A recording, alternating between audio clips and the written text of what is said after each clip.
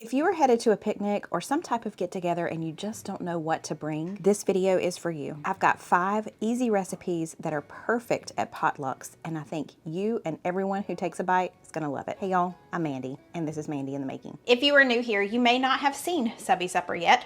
It just stands for Subscriber Supper, meaning that one of you sent in one of your favorite recipes and we're gonna give it a try. The first recipe that we're gonna try this week is a pot roast.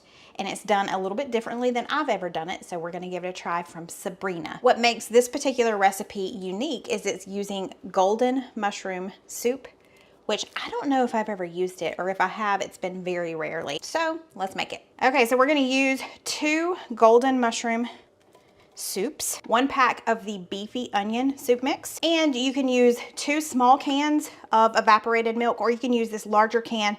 You're just not gonna use all of it. So this is 12 ounces. I'll use like 3/4 of this. We will save the rest of this for our mashed potatoes. Let's just whisk all of that together. Now, she mentioned that you could do some roasted veggies with this. I am gonna just throw some carrots in with this to cook all day. Of course, we'll have the mashed potatoes. She also mentioned she likes to add sauteed mushrooms to hers at the end. My grocery store was out of mushrooms.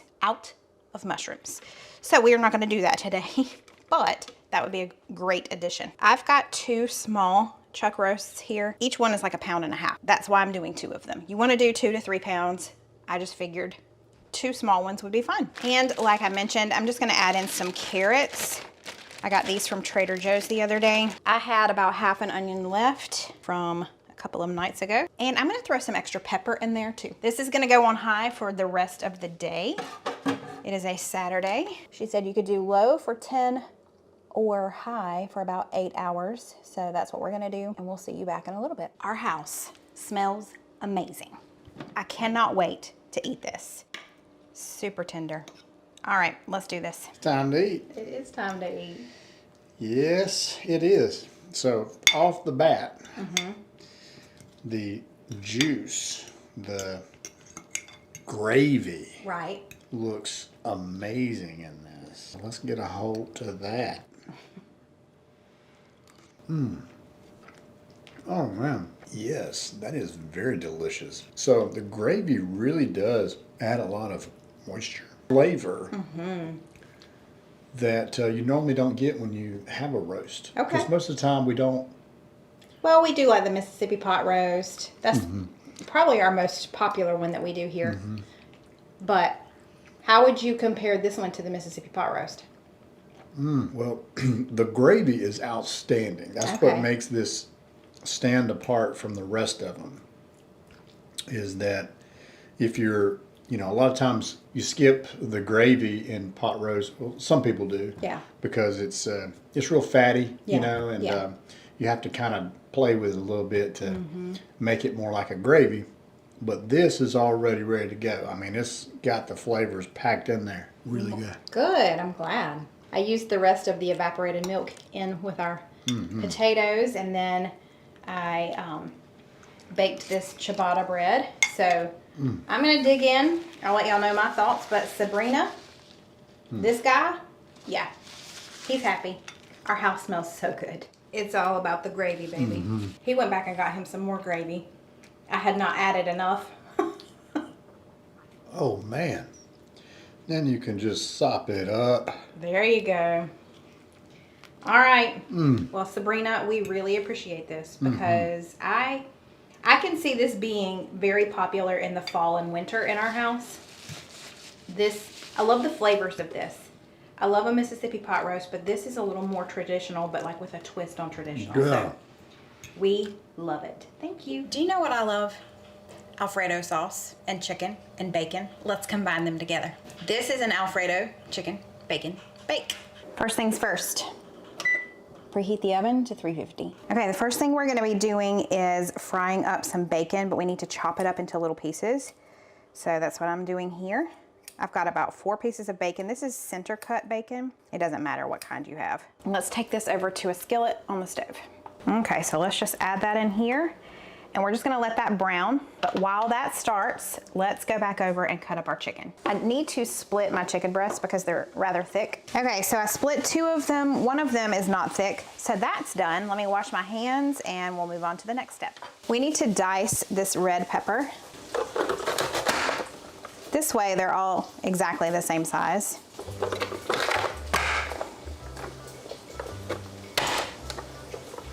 Why are you gonna do me like that, sir? Okay, whatever.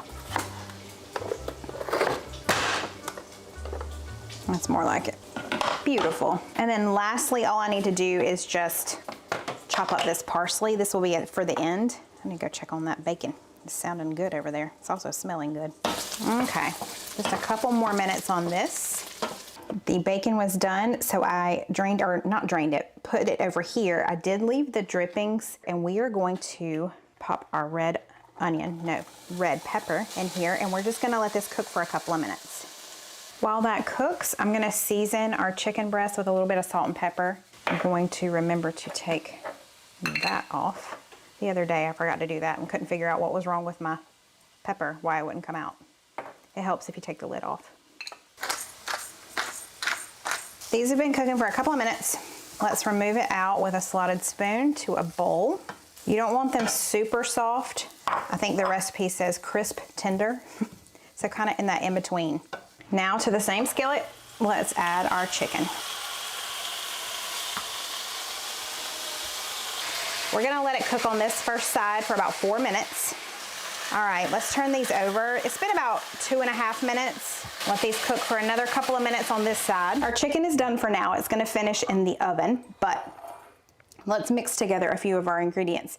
So when you take your bell pepper from the stove into a bowl, put it in a medium-sized bowl, because I'm having to transfer mine because this bowl wasn't big enough. We're gonna add about 1/4 cup of basil pesto, a 15-ounce jar of Alfredo sauce, just whichever one you want, and 1/2 cup of chicken broth, which I'm gonna pour in here. I'm gonna put the lid on it and shake it around, and that'll just get all the Alfredo sauce out of there.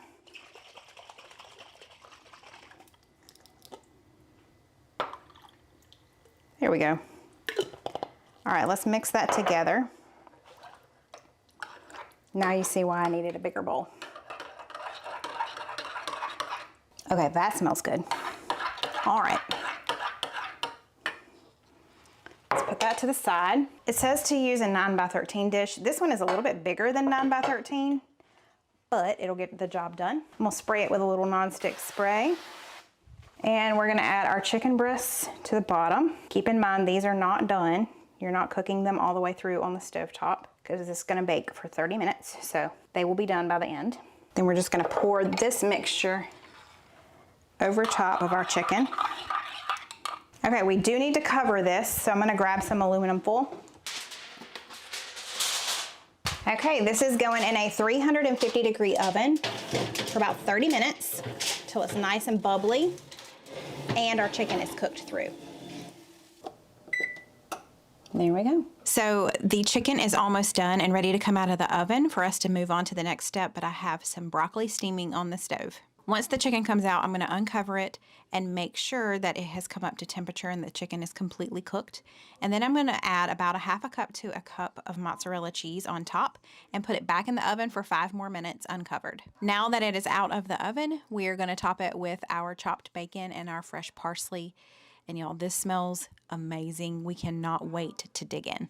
So for some reason, our microphone decided not to work during this part, but this is Steven enjoying the meal. He said it definitely had a little bit of a herb flair to it, which is that pesto peeking through.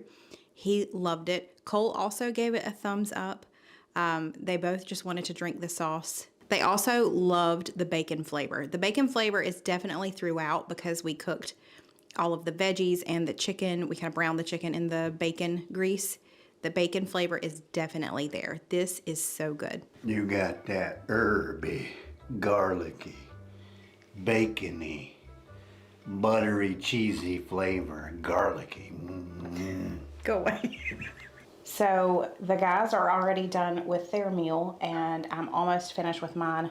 Do not let this sauce go to waste. This would be a really great dish to make a side of pasta with. You could do some orzo or any type of pasta really and just cover it in that sauce because there's so much sauce. Oh my word, it's so good. I could drink the sauce. If y'all love Salisbury steak like we love Salisbury steak, then this recipe is gonna be right up your alley. We are making Salisbury steak meatballs in the crock pot. I'm using pre-made meatballs. You can definitely make your own, but just to make it even easier, I'm going the frozen route and serve it all over mashed potatoes. It's a winner. Now, when we think about Salisbury steak, we think about really soft onions to go with it. This recipe does not call for onions. That's a no-go in my house, so we're adding onions to the mix. I'm just gonna thinly slice these into rings. So I'm gonna place the rings on the bottom of our crock pot. That was all the chopping that I have to do for this recipe, which is really nice. Next, you need a bag of frozen meatballs. This is a 26-ounce bag. You don't have to worry about thawing them out, just they go in frozen. I used the help of pre-cut mushrooms. Those are going in. Something I forgot to grab out of the fridge before getting started was the Dub sauce. Gonna add in just a couple of teaspoons of that. A little bit of garlic powder, not a lot. The same with onion powder, just a little bit. Now we need to do 2 packs of brown gravy mix. I did get the 30% less sodium since we're doing 2 packs. I thought that might be helpful, but let's mix this together. And so I think at the end of the day, this gravy will be kind of watery, and that is not ideal for what we want. You could definitely leave it that way. However, I'm gonna do like a cornstarch slurry at the end of the day. Now we're just gonna pour this over our meatballs. That's it, y'all. I mean, it doesn't get much easier than that. We are gonna cook this on low for about 4 to 5 hours. My house smells so good. It has been cooking all day. I have some, can you see it over there? Green beans on the stove. I just made a dessert. I also popped some sourdough rolls in the oven from Wild Grain. We're gonna have a feast, but first we need to check on the gravy situation. Whew, that's gonna fog y'all up. Yep. You're welcome. That's how we do around here. Okay. Yeah, that's a really thin gravy. Okay, so I got all our gravy out. There's not a whole lot. If I'm being real honest, I don't feel like that's enough. So I'm gonna add a little extra beef broth to this and the cornstarch slurry just so that we have plenty. So I have a bone to pick with you. When I showed you the stove and I showed that I was making green beans, why did you not tell me, hey Mandy, you need to start the potatoes? I don't know how I thought we were gonna have mashed potatoes if I didn't make them. So I'm taking the gravy over to the stove and I'm like, wait a second. So I had to pause. And now we have green beans, potatoes, and then the gravy is sitting back behind the potatoes. I will not thicken that up quite yet. We gotta wait on those potatoes to come up to a boil. What happens when you try to do all the things? Something falls through the cracks. Every time. We've got green beans that are pretty much done. These only have 30 more seconds or so. So I'm about to drain those. This has come up to a bubble back here. This is our gravy. I added about 1/2 cup to 3/4 cup of beef broth. And I'm about to make my cornstarch slurry. I've got a couple of tablespoons of cornstarch here. I'm gonna add 2 to 3 tablespoons of water and we'll add it right over here to thicken it up. Okay, so let's see if we can get this to thicken up. It's come up to a boil. It should just take 10 to 30 seconds and then I'll just take it off the heat. Sometimes when I don't feel like using bacon, I just use bacon grease in our green beans, which is exactly what I did today. What is that noise? It sounded like, what's his face on Lord of the Rings? Gollum? Oh, how do you know Gollum? I've watched Lord of the Rings. You made me. I did. Okay. Meatball. Meatball. Here we go. Do it. That is really Does good. it taste like Salisbury steak? It does. Good. Tastes exactly like strawberry cake. Salisbury steak. We're having strawberry cake later, so you're in luck on both sides. You're getting Salisbury steak and strawberry cake. This is really good. I mean, how easy. I know. You didn't have to do anything to the meatballs. No. You just put them in there. Right. It was so easy. This has to be, I mean, this is exactly like Salisbury steak. I'm so glad. If you wear glasses, tell me, do you take them off when you eat? I can't stand to have my glasses on when I eat. Number one, if it's something hot, it fogs them up. But number two, I don't know. I don't know if it's just the motion of my face, like it makes them kind of slide down on my nose. I have to take them off. So tell me below, do you do that too? I need to be wearing my glasses more often. Yes, you do. I'm walking around like What is that? Right. You don't crumple up your napkin. I ain't as messy as you. I always crumple up my napkin in my hand like that. Like father, like son. Yeah, my dad and napkins is not good. Well, I'll tell my story someday. Maybe if we ever do a live, we can tell that story. Yeah, maybe so. Funny story. Okay. Man, this is And the good. mushrooms. Yeah, the mushrooms in here as well. Mm-hmm. Very good. The mushrooms and the onion. You know the recipe didn't even call for the onions? I know, right? Good job. How can you have Salisbury steak without having onions? I don't understand. I'm gonna be real honest. I don't normally love frozen meatballs because the texture can kind of be funny on some of them. But this particular brand is really good. Every meal ought to have gravy. True story. I feel like a lot of meals that are just like, meh. You put gravy on it, it's a whole new story. This is a creamy dill pickle potato salad. You need 24 ounces of like the small assorted potatoes.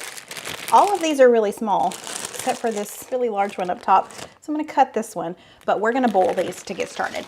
Okay, there's a couple more, and these are purple all the way through, so they may dye our water, because they definitely dye my hand, but that's okay. These aren't super small. I wanted them to be a little bit smaller, so I'm chopping up several of them. Okay. We're gonna fill this up with water and get it over on the stove. The recipe says to add like 2 tablespoons of salt to the water. So I'm gonna go ahead and do that now. So we're gonna let that come up to a boil. I'm gonna put a lid on it just to let it do its thing. And then we're gonna head back over and chop up a few more ingredients. A very sweet subscriber sent me these from Amazon. They are herb scissors. I grabbed some chives from my indoor garden. We just need this for garnish a little later, but I'm going to chop these up now. We just need about a tablespoon of them. They are so handy. We've used them multiple times already, it's not on camera. So we got that for our garnish. Then I've got some fresh dill. I guess I could do the same thing, but it's a little tougher to do. Let's see. And then it came with this little cleaner tool run through there so you can get all of it out.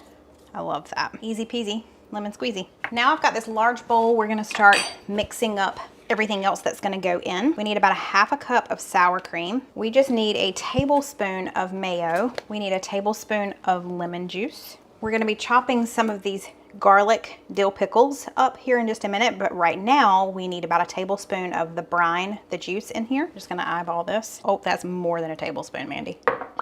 Moving on. Just like 1/2 teaspoon of Dijon mustard. I'm really concerned about there being too much liquid. 1/2 teaspoon is not much. We need 1/2 teaspoon of garlic powder. Just kidding. I need 1/4 teaspoon of garlic powder. 1/2 teaspoon of onion powder. Okay, that's it for now, so let's whisk that together. I want to taste that, so quality control. That is not bad. Once our potatoes are done, we're gonna reserve just a little bit of the liquid from the potatoes and put that in here as well, but we have to wait, so I'll be back. My name is Mandy, and I forget ingredients all the time. Carrying on. We need this plus more for garnish. I did not read that correctly, so here we are. But I've got my dill that's gonna go in now and my chives that are going in now. Plus, I need to chop up these pickles. It says we need about 1/2 cup of chopped dill, garlic pickles, probably a couple of these spears. So let's add that in. I'll leave a few out for garnish. I'm buying all of that. Oh man, I thought it looked weird. Yeah. It was missing quite a few ingredients. While we continue to wait on the potatoes, they only have about 7 minutes left. We're gonna crush up some of these dill pickle chips. So this brand is new to me. I've never tried it. I've seen it before, but never tried it. But this is the fried dill pickle flavored chips. When I say they may be my new favorite potato chips, making sure that we still had enough of these left for this recipe was a challenge. I'll just say that. But I need to crush them up. So I'm reaching up into the cabinet that you're sitting in. I'm going to crush about 1 cup of those up here. You don't want to crush them completely. I did, from the picture anyway, it looked like some of them were in pieces kind of like this. So that's kind of what I'm doing. Is that about 1 cup? I think so. I think that's probably good. So I've got these. These will go on at the very end. So I'm about to take these off and drain them, but like it said, it wants me to reserve just a little bit of this liquid. It says 1/2 cup, but I don't know that I'll do quite that much because I added so much of that pickle brine. accidentally. We'll just leave that to the side, and I'm gonna drain these. I'm gonna let these cool for quite a few minutes so that it doesn't mess up our salad dressing, or our dressing, I guess. So these are just gonna sit here for a few minutes and I'll be back. Okay, it's been a little bit. We have our reserved water here. It says mix between 1/4 cup of this and 1/2 cup of this into this mixture here until it's the consistency of salad dressing. So I'm just gonna add a little bit to start with. We're gonna whisk that around. And it said, don't worry if it looks a little loose, it's gonna set up. So I feel like that was plenty that I just added just then, because that is definitely the consistency of salad dressing. So I added like maybe 1/4 cup, maybe not even quite that much. I feel like that's perfect. So I'm gonna let that be. And now we're gonna toss in our potatoes. Get all of those in there and toss them around. They're still a little bit warm, but they're not burning hot anymore. And we're just gonna toss them and coat them in the dressing. That smells so good. I wish you could smell this. Oh my stars. Okay. And then for garnish on top, we're gonna add a little more of the fresh dill just to make it look prettier. A few more of our pickles, and then our chips. Oh, let's not break things, Mandy. So it says to stir these chips in, so I guess my garnish is getting kind of stirred in. That's okay. Let's put some more chips on top. All right, friends, let's give this a try. That looks good. Smell it. I smell it from here. I smell it from here. That looks good. Look at that. Pickles. Pickle, I said. Yeah. All right, let me get a big spoon. Yeah. There we go. Okay. Another pickle or two. Okay. All righty. Are we in the frame? We're in the frame. I Okay. think so. I am full of excitement. You should be. Chip too. A tater chip. Tink. No, that should be illegal. That's delicious. Oh my gosh. Man, with potato chips in there too. That's a nice little crunch. Those pickles, it's like pow. It's got fresh dill in there. Y'all. If you love pickles, this is it. This is a treat.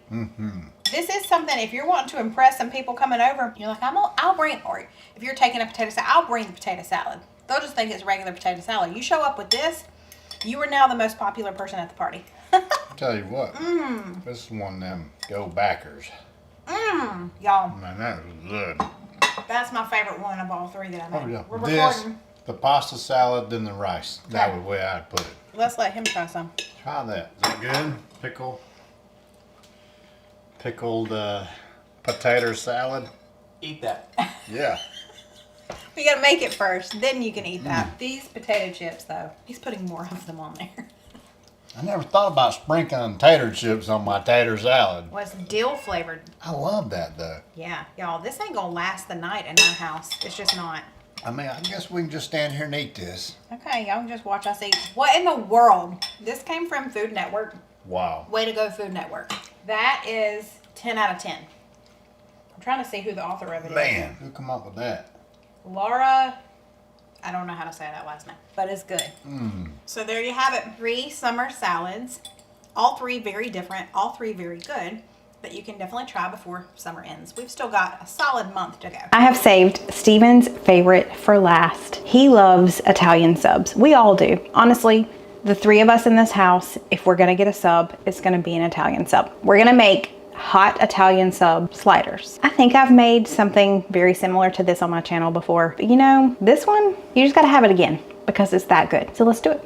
We are gonna preheat the oven to 350. Okay, before we get started, we're gonna melt a 1/2 stick of butter. And while our butter is melting in the microwave, we're gonna slice these in half. This is my least favorite part of making sliders because you gotta make sure you don't go in at an angle and mess it all up. Let's put the bottom, and I did still angle it. You can't tell, but I can. Let's put the bottoms on our baking sheet. Now let's just layer our meat on there. I've got ham. Okay, now we've got some pepperoni and salami. And I've got the large pepperoni. If you don't have that, I've done this before with the small pepperoni. There we go.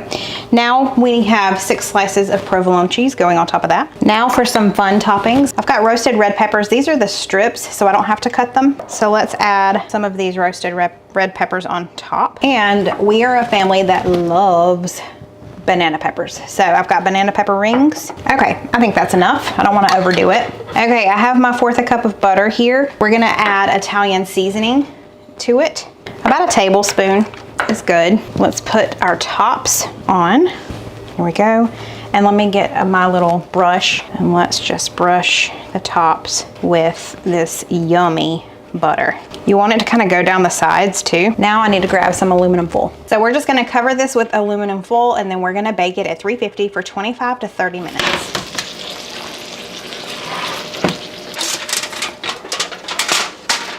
I was starting to cut these up.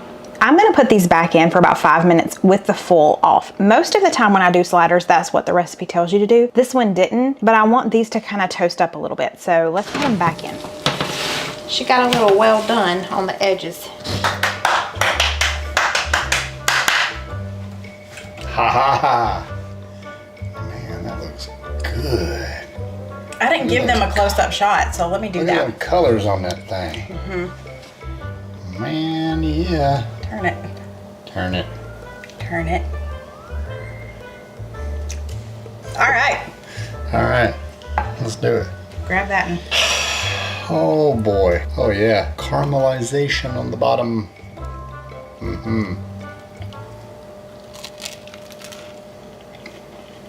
That's good. you toast the banana peppers and the roasted red peppers. Yes. I love the buttery sweetness of the Hawaiian buns or whatever these are. Yeah, the Hawaiian rolls, yep. Cheesy, and then you get the pop of the peppers that are in there. Yes. Oh yeah. Banana peppers. That is delicious. Yeah. That's going to be another top recipe. So today, out of the 4 I made, there's this, there's the watermelon and feta, there's the strawberry pineapple salsa, and then there's the dill pickle bites. I'm going to have to go with the sliders, I told them that would be your favorite. the pickles, the wrap pickles. Okay. Those are delicious. And then the feta and Feta and watermelon watermelon, yeah. above the... So you're more of the Salsa. savory guy, and Yeah. I'm more of the sweets. So I liked the watermelon and feta. Sweet and savory. We are, aren't we? Yep. Or sweet and salty. Did good. Thanks. Thank you. You're welcome. I love finger foods. I just think it's really cool to have. We really didn't Finger eat foods lunch for dinner, today. yeah, We I didn't just eat love it. lunch. We've just kind of been snacking all afternoon with all these little goodies I've been making. I Now love it's 7:30 at night, so Yeah. That's a good way to do it. We just keep rolling.